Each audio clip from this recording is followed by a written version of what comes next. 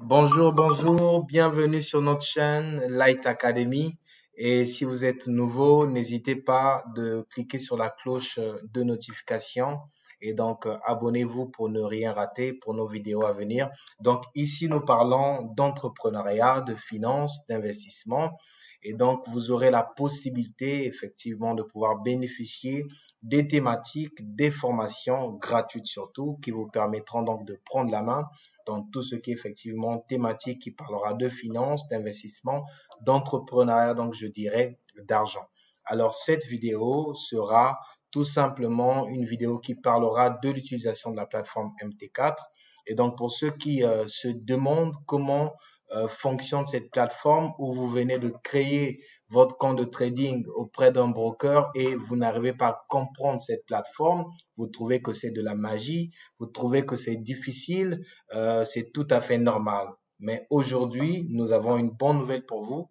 Nous allons donc vous aider effectivement pas à pouvoir comprendre l'utilisation et le fonctionnement de cette plateforme. Donc, ne partez pas, restez jusqu'à la fin pour pouvoir donc comprendre que c'est simple comme zéro parce que nous allons aller vraiment détail par détail et pas à pas. Après, à la fin, si vous avez des questions, n'hésitez pas de nous écrire et nous ferons le plaisir de vous répondre et de vous accompagner si effectivement il y a certaines notions qui n'ont pas été assez claires. Alors, que ce soit une belle expérience pendant que vous allez suivre cette vidéo, c'est parti. Donc, en l'occurrence, ici, nous sommes sur le marché des devises. Et donc, à travers cette plateforme, vous aurez une vue du marché et donc une visualisation de l'évolution des cours des différentes paires de devises. Donc, comme pour tous les autres marchés financiers, pour l'actif dont il s'agit, vous aurez donc la possibilité de voir l'évolution donc du graphique représentatif des cours donc de ces différents actifs financiers. Alors, premièrement, il faudrait avoir un compte de trading, que ce soit un compte de démonstration ou un compte réel. Et donc, c'est le broker qui vous permet de pouvoir avoir ces comptes et qui vous permet aussi de pouvoir accéder à une plateforme de trading généralement. Donc, vous pouvez choisir un broker qui vous convient, mais moi, je vous recommanderais BD Suisse. Donc, BD Suisse, nous travaillons avec BD Suisse et en tout cas, c'est formidable, c'est super, je vous assure. C'est vraiment magnifique. Donc, lorsque vous créez un compte chez BD Suisse, il vous donne la possibilité aussi donc d'avoir un compte de démonstration. L'avantage du compte de démonstration, c'est que vous avez donc la possibilité de vous entraîner comme de façon réelle parce que tout ce qui se passe sur un compte de démonstration, c'est la même chose dans la réalité et donc de pouvoir évaluer vos stratégies et les éprouver jusqu'à en tester la rentabilité avant donc de vous lancer dans une activité réelle où vous engagez des fonds réels. Donc là, ce sera à travers un compte réel. Du coup, le broker vous donnera donc la possibilité de créer un compte réel et un compte démo. Un compte réel pour des activités réelles, un compte de démonstration, donc le compte démo pour les activités effectivement de préparation, sinon d'entraînement. Voilà, donc lorsque vous téléchargez la plateforme MT4, vous avez donc cette interface. Voici à quoi ressemble la plateforme MT4. Donc ça, ce sera la première partie d'explication de l'utilisation de la plateforme MT4. Donc ce sera assez basique et cela vous permettra de prendre la main sur son utilisation. Et la deuxième partie de cette vidéo sera l'optimisation de la plateforme MT4. Vous verrez qu'il y a beaucoup de choses que les gens ne maîtrisent pas dans cette plateforme ou beaucoup de choses que les gens font mal. Et il y a certains paramètres qu'il faudra prendre en compte pour optimiser effectivement son expérience lors de l'utilisation de la plateforme MT4. Donc, vous allez vous rendre compte que cette plateforme, dans son interface, est divisée en trois parties. Nous avons un premier cadran ici en haut, généralement réservé aux différents onglets et aux boutons de commande. Le deuxième cadran ici est réservé donc au graphique et voilà à tous les éléments autour, donc les dates qui sont associées à une période d'évolution donnée, mais aussi les prix qui sont associés donc à un niveau d'évolution donné. Et enfin, nous avons le dernier cadran, donc qui est le cadran terminal. Donc là, il est réservé effectivement sur le premier onglet, donc à la partie trading. Du coup, toutes les transactions que vous allez ouvrir vont figurer là, vont apparaître là pendant qu'elles seront en cours. Et ici, c'est le solde. Ici, ce sont les fonds. Ici, c'est donc la marge disponible. Et vous aurez donc ce deuxième onglet qui présente l'exposition et ainsi de suite. Vous aurez cet onglet qui présente donc l'historique du compte. De toute façon, vous avez donc ces deux onglets qui sont pas forcément les plus importants, mais qui sont les plus utilisés parce que au niveau de l'onglet trading, il y a déjà les transactions qui vont s'afficher, mais au niveau de l'onglet historique, donc l'historique de toutes les transactions que vous avez eu à réaliser. Voilà, donc ce que nous allons faire en premier lieu, c'est de pouvoir comprendre le cadran graphique. D'accord? Le cadran graphique, nous allons le comprendre. Et la première chose, c'est ici. Vous allez réaliser qu'il y a donc un panel ici qui se colore soit en rouge, soit en bleu. En général, lorsque les prix baissent, ils se colorent en rouge et lorsque les prix montent, ils se colorent en bleu. Donc, si vous mettez votre curseur juste au petit bout triangle, ici, c'est écrit cacher le panel de trade. Donc, lorsqu'on y clique, voilà, le panel de trade est caché et lorsqu'on y clique, le panel de trade s'affiche. En fait, en réalité, pour trader, il suffira tout simplement d'ouvrir des positions buy, donc des positions d'achat ou celles des positions de vente. Donc, chaque fois qu'on aimerait acheter, c'est là qu'on cliquera. Chaque fois qu'on aimera vendre, c'est ici qu'on cliquera. D'accord? Et donc, ce panel de trade permettra effectivement de passer les transactions à l'achat en cliquant tout simplement sur le bouton buy ou les transactions à la vente en cliquant tout simplement sur le bouton sell. Et donc, on va le cacher. Alors, c'est la partie graphique, comme je le disais, que nous allons être en train d'utiliser. Donc, la première des choses qu'il faudra noter, c'est que la partie graphique a donc deux axes principaux et très importants. Le premier axe, c'est donc l'axe ici horizontal qui est donc réservé aux dates. Vous allez vous rendre compte qu'un niveau donné du graphique correspond à une date donnée. Un niveau donné du graphique correspond à une date donnée. Et donc, l'axe vertical ici est donc l'axe des prix. Un niveau donné du graphique correspond également à un prix donné. Donc, on peut savoir à ce niveau, lorsque le graphique atteint ce niveau haut, nous sommes parallèlement sur quel niveau de prix. Donc, il suffira tout simplement de faire une projection jusqu'à pouvoir observer donc le niveau de prix qui correspond à ce niveau-ci spécifiquement. Alors, ça, vous l'avez compris.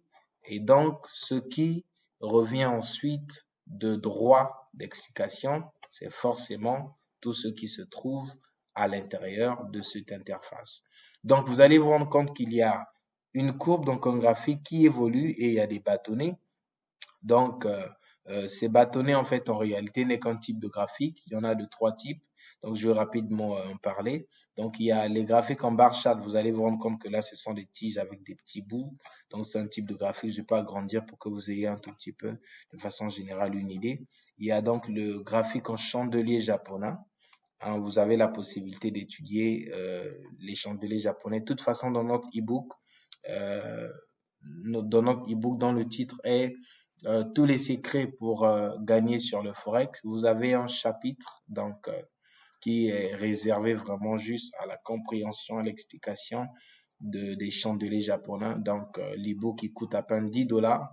Donc, vous pouvez vous en procurer. Hein. Il suffit tout simplement de noter donc tous nos contacts précisés donc au niveau de la description et vous pouvez nous écrire à n'importe quel moment pour pouvoir vous procurer ce e-book qui vous expliquera beaucoup d'éléments, donc beaucoup de secrets du trading forex et d'ailleurs qui vous permettra donc de commencer à gagner vos premiers sous sur les marchés financiers.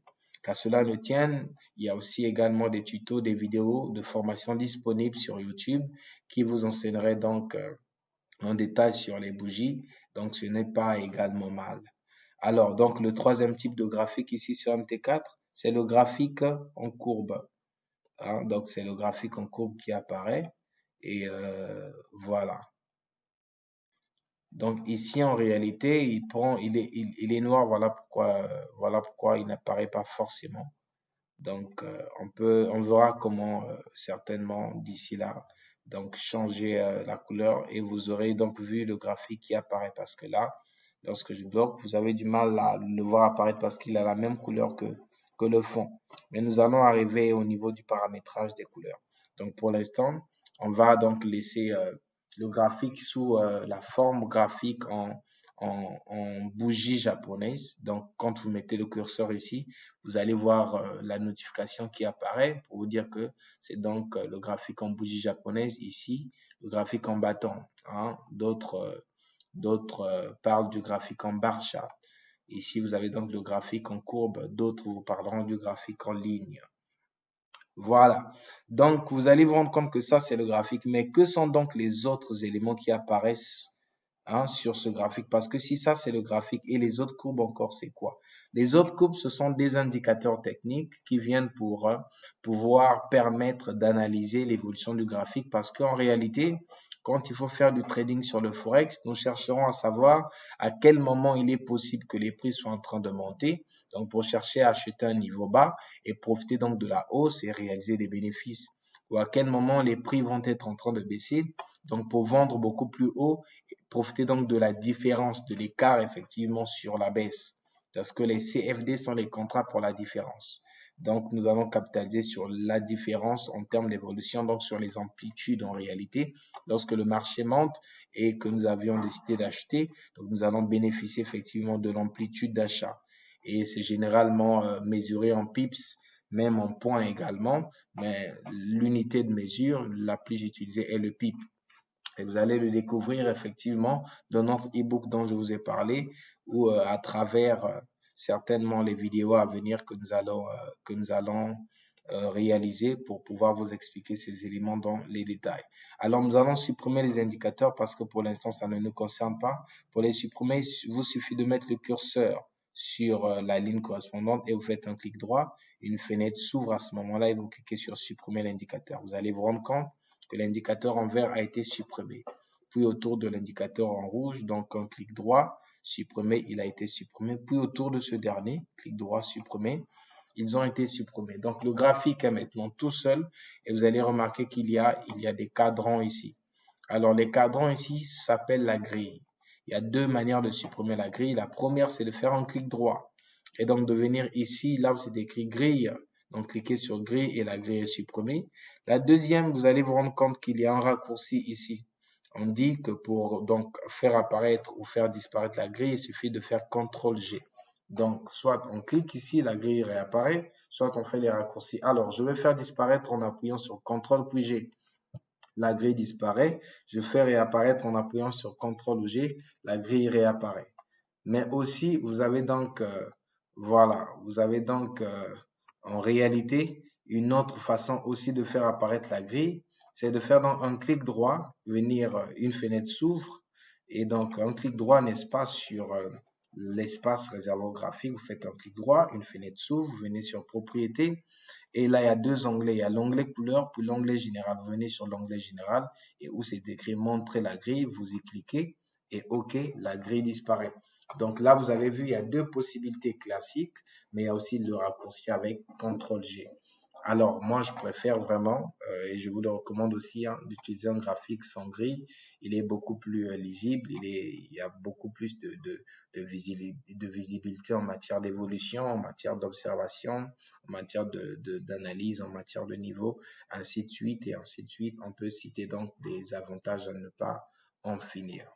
Alors, vous allez vous rendre compte que dans plusieurs vidéos, généralement, il y a des bâtonnets en vert, donc des bougies en vert et des bougies en rouge. Donc, généralement, le vert est utilisé pour illustrer une hausse et le rouge pour illustrer une baisse. Alors, ce que nous allons faire, c'est donc découvrir comment est-ce que ça se passe. C'est très, très simple. Vous faites juste un clic droit et vous venez sur Propriétés.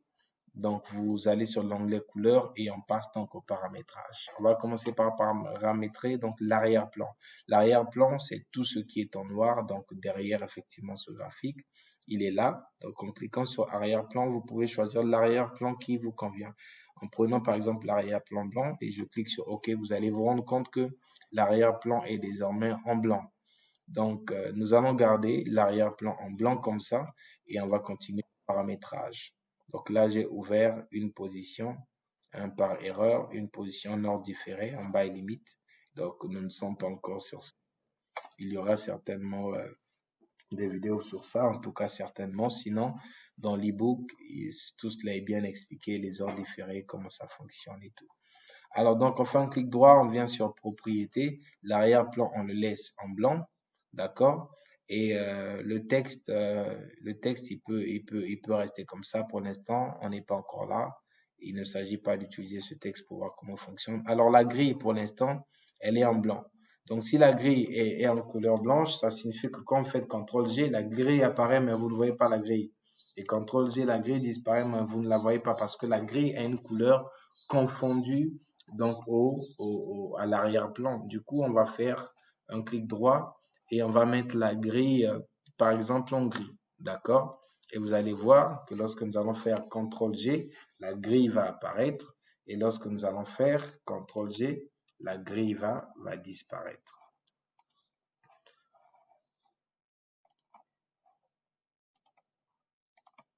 Alors, donc au niveau du texte, vous vous êtes rendu compte que lorsque j'ai mis le texte en blanc, donc les prix ont disparu et effectivement ici également, hein, les dates ont disparu parce que les prix finalement et les dates sont maintenant dans une couleur confondue à l'arrière-plan.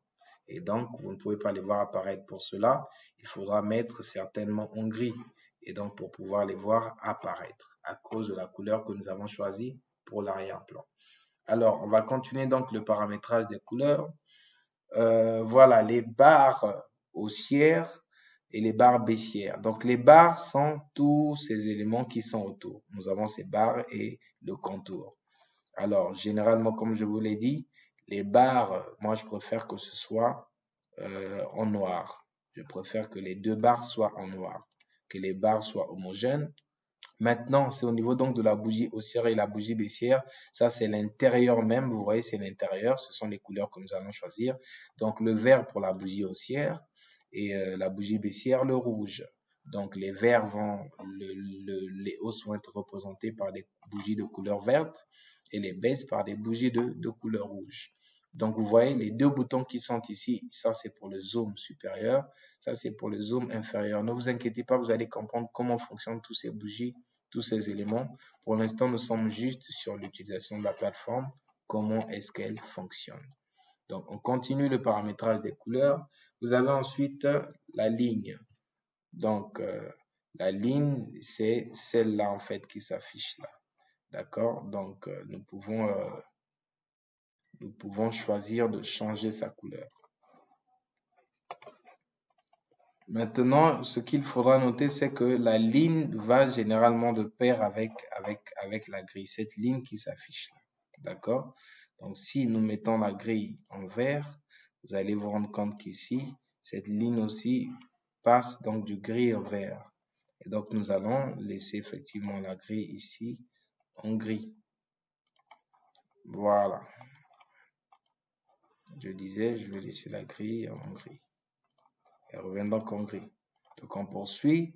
Vous avez des indicateurs qui s'appellent volume. Bon, là, pour l'instant, nous ne sommes pas sur les indicateurs. On ne touche pas. Vous pouvez le laisser sur la couleur qui vous agrée. Vous avez donc des niveaux de stop laissés comme ça en rouge. On verra certainement au fur et à mesure c'est quoi ces niveaux de stop avant de les régler. Sinon, là, vous ne voyez pas forcément l'importance. La ligne ASC. Bon, en réalité, la ligne ASC, vous voyez un tout petit peu. Quand vous êtes là, ça, c'est la ligne bid. Donc, c'est le prix de vente. Hein, quand on fait apparaître le panel de trade, en dessous de celle, il y a un prix. En dessous de bas, il y a un prix. Ça, cette ligne, ce prix correspond au prix qui se trouve en dessous du bouton Sell. Et donc, le prix qui se trouve en dessous du bouton Buy n'est pas là. Quand vous devez acheter, ce n'est pas ce prix. C'est un autre prix qu'on achète. Donc, pour le faire apparaître, vous venez dans Propriété générale, vous cliquez sur Montrer la ligne ASC. Et donc, la ligne ASC est là, elle apparaît. Du coup, ici, si vous venez dans les paramètres, elle est en jaune. On pouvait donc décider de la mettre en bleu. vous allez voir qu'elle se colore automatiquement en bleu. Donc, alors là, je suis sur la paire de devises Euro CHF. Mais il se peut que je désire ouvrir un autre graphique, par exemple celui de USD4. Vous allez vous rendre compte que ici, ce n'est pas paramétré tel que là. Est-ce que je devrais reprendre tout ce que j'ai fait ici, donc sur USD4, mais donc ça signifie que chaque fois que je dois ajouter une nouvelle paire de devises, devrais-je reprendre la même procédure? Mais non, l'avantage avec MT4, c'est que vous avez donc la possibilité d'enregistrer un modèle parce que ça, il s'appelle un modèle. C'est un modèle que vous avez conçu pour paramétrer vos graphiques. Et pour enregistrer le modèle, il vous suffit de venir sur ce bouton où c'est écrit modèle. Vous y cliquez et vous cliquez donc sur enregistrer le modèle. Et donc là, vous donnez au modèle votre nom. Moi, par exemple, je m'appelle Charlie. Donc, je vais écrire Charlie.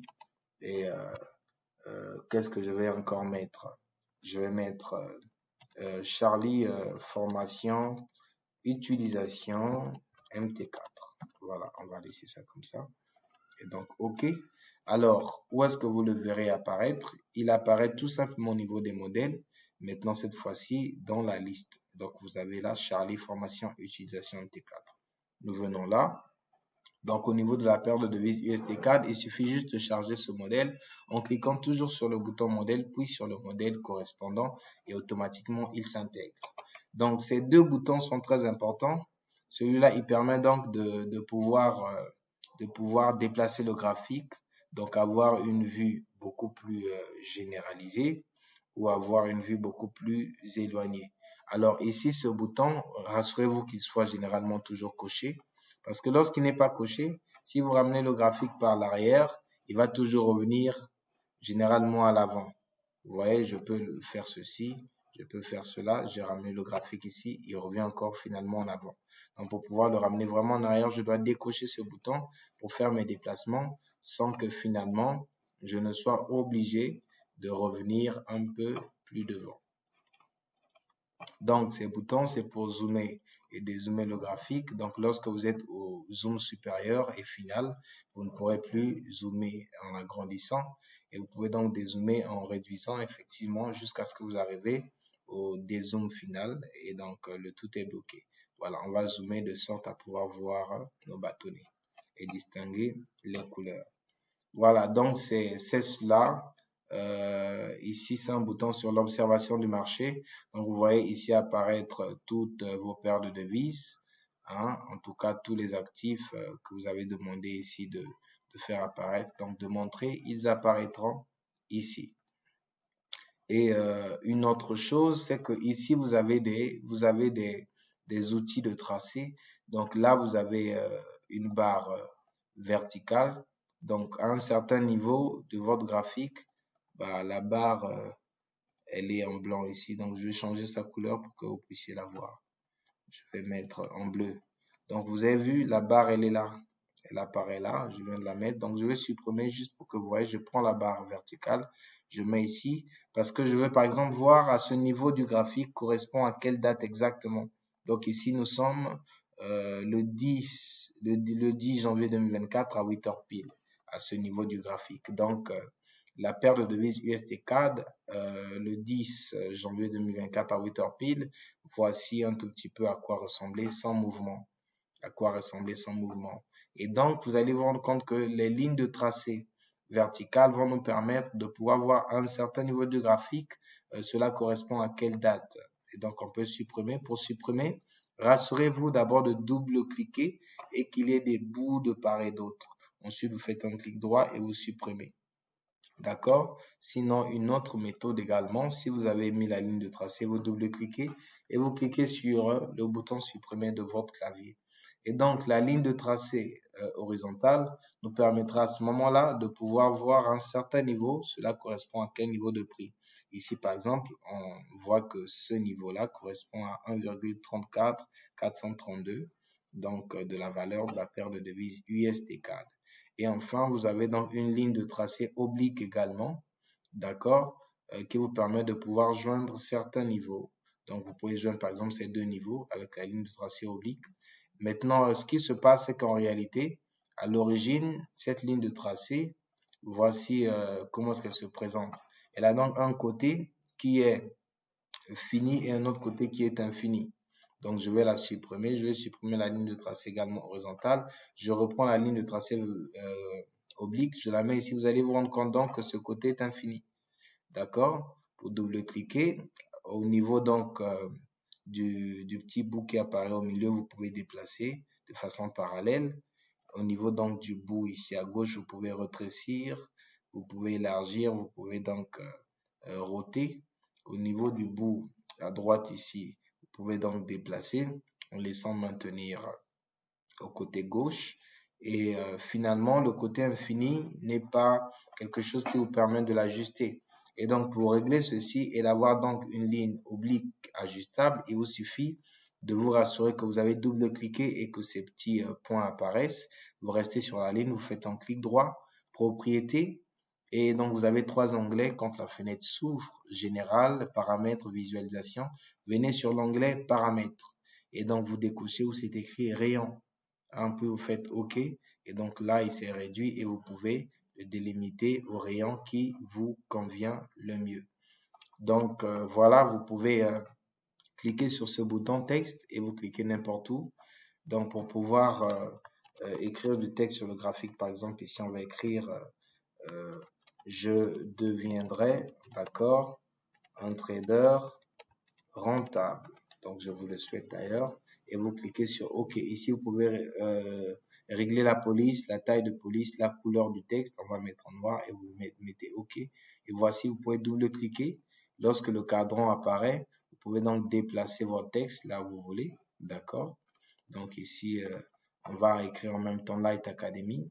Donc pour que vous n'oubliez pas le nom de cette académie de formation qui vous donne la possibilité de bénéficier de cette vidéo, Light Academy.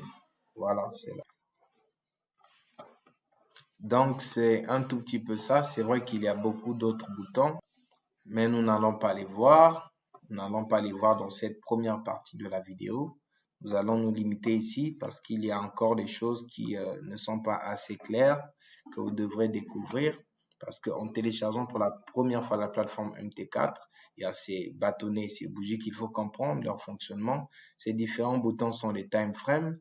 Vous allez également les découvrir dans l'e-book ou dans des formations. Mais après, j'y reviendrai dans la partie 2 de la plateforme. Je vais expliquer certaines autres choses. Mais sinon, ici, vous avez les time frames.